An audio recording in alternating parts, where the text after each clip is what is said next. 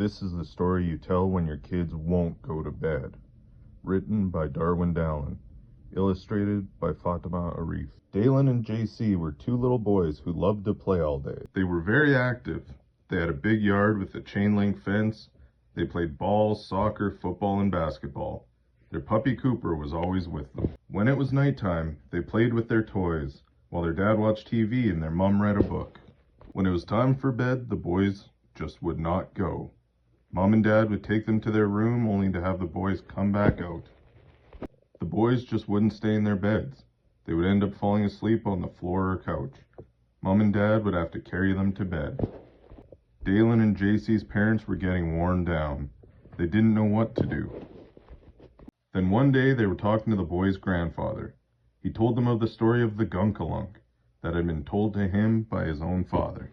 Grandpa said, "If you're having problems with your boys not staying in their bedroom and going to sleep, you say these secret words that only work when parents say them. The Gunkalunk appears out in the yard at night. The only time he comes during the day is if he's summoned for nap time.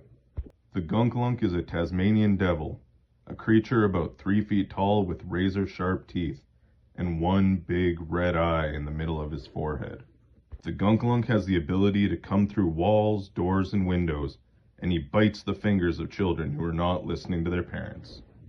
At bedtime, kids are guaranteed to be safe when they're in their bedrooms only, even if the doors are open. Only the Gunkalunk can see the force field that prevents him from going within 5 feet of the bedroom door and windows. At nighttime, just before bedtime for the kids, one red eye can be seen moving around the yard in the darkness. The Gunkalunk would hear the parents say, 'Bedtime.' The children have only a few minutes to get to their bedroom.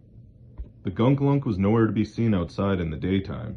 The only time a Gunkalunk could be outside in the daytime is if a parent summoned him for nap time. Only a parent can summon a Gunkalunk. After a few years, the boys had never seen the Gunkalunk. They figured he wasn't real and there was no such thing.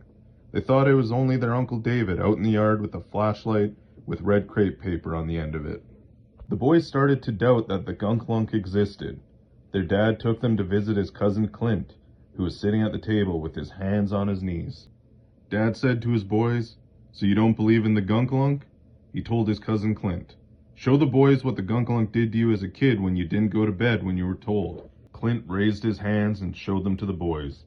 The eyes of the boys grew big and their jaws dropped open. Clint told them the story of how as a kid he told his mom he wasn't going to bed. So she summoned the Gunkalunk. He didn't believe her. But I believed her after that, and always went to bed at bedtime. The next night, the boys looked out the living room window and saw one big red eye glowing in the dark and went straight to bed. So if you dared, don't listen to your parents when they say bedtime. A picture of Cousin Clint with his fingers bitten off by the Gunkalunk. And I remember being a non-believer for a time, thinking the Gunkalunk wasn't real. And then when they told me to look out the window and I seen that big red eye, out in the yard, moving, getting closer to the house, getting closer to the window, I made sure to run right to bed. And I always went to bed whenever they said it was bedtime, because I didn't want to meet the Gunkalunk.